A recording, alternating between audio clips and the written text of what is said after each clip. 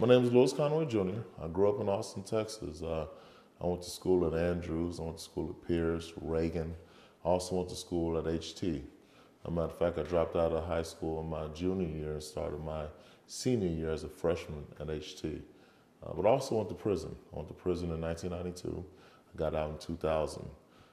Spent 12 years on parole. And in that 12 years, I had difficulty finding employment, housing, which led me into community organizing. So I work for an organization called Grassroots Leadership. I've been there for 2.5 years, 3 years. I'm a criminal justice organizer. So I work with folks who are directly impacted by the criminal justice system. Okay, and I know you've said the reason you went to prison was it self-defense or what was going on? I was charged, absolutely. I took a plea bargain for voluntary manslaughter. I was robbed, and I went to go get my money back, and a fight ensued, and he died as a result of it. Yeah, and so the 12 years after prison is that kind of what led to your fight for fair chance hiring? Absolutely, because I spent 12 years being denied employment based upon the worst day of my life, and having to put 8 years of incarceration in a 2x2 box, and then self-traumatizing yourself repeatedly by going to these interviews and knowing that they're not going to give you a fair shot, regardless of how qualified you are, regardless of how much time has passed between the incident, and regardless of how much rehabilitation, you're still being judged by the worst day of your life. Okay.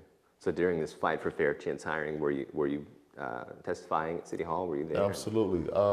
It so happens that during the fight at fair chance hiring, I was actually unemployed. I had just left from a 10-year stint in a strip club. I was a DJ because that was the only place that wouldn't do a background check on me. It was the only place that didn't judge me. And in Texas, in order for you to stay on parole, you have to be employed, but you're unemployable, right? And so I had a life-altering experience in 2015 where I was facing death, high blood pressure, just unhealthy living. And I made a deal with God, and I told him if he let me live, I would tell my story. And I wrote 2 books, the books that I needed coming out of prison. How to apply for a job, how to apply for housing, how to have a relationship, how to be a father with a background. And during that process, I was introduced to Second Chance Democrats. And I got elected the political director, and we took on fair chance hiring. Everyone that was involved in that fight was formerly incarcerated and had been impacted by not being able to get employment based on their background. Okay. So I guess that brings us to the matter at hand. You know, you're running for council. Absolutely. Why District 1 or Houston's leaving? Why? Why do you want to do this? A year and a half ago, when the idea was brought to me, there was never a desire to run.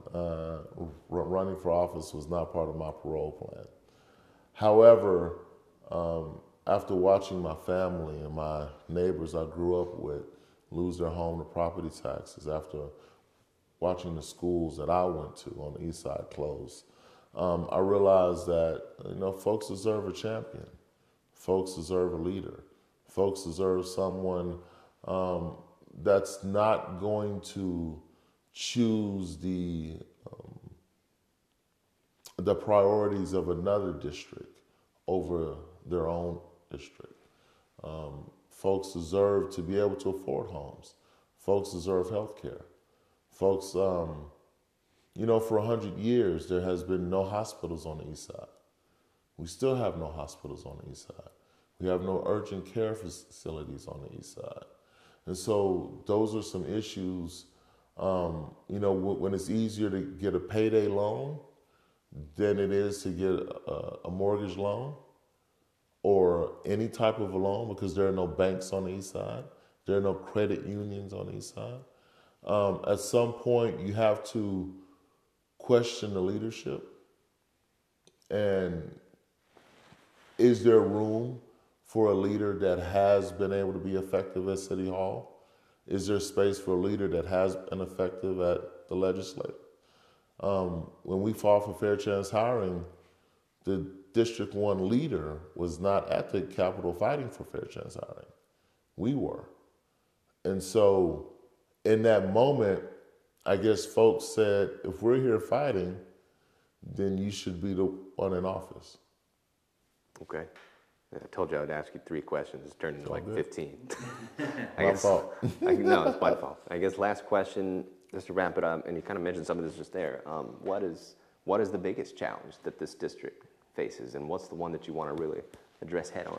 The biggest challenge in this district is land valuation, right? We're paying some of the highest property taxes in Texas, but we're funding school districts around Texas, but those taxes are being levied on folks that can least afford them. And while we're displacing folks out of Austin, as we increase the valuation of the land in East Austin, again, we have to ask ourselves, why is there no one at the ledge fighting to make sure property taxes aren't displacing folks? Why aren't we fighting for a land assessment reform? Why are we still taking the most expensive properties in this neighborhood and using that as a valuation across all the properties? Why are we still doing that? Why is no one at the ledge fighting against that? So we spent a year and a half listening to folks.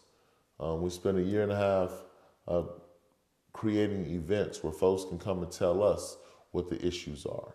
And the issues that folks continually said over and over are property taxes. I'm afraid of losing my home. They're gonna come and take my home. I can't afford my home. Property taxes, right? And we're the only candidate that has the experience at the ledge, right? To go in there and fight for property taxes, to go in there and make sure that on both sides of the aisle, we are able to create a coalition. We've done it, right? No other candidate has that type of legislative experience.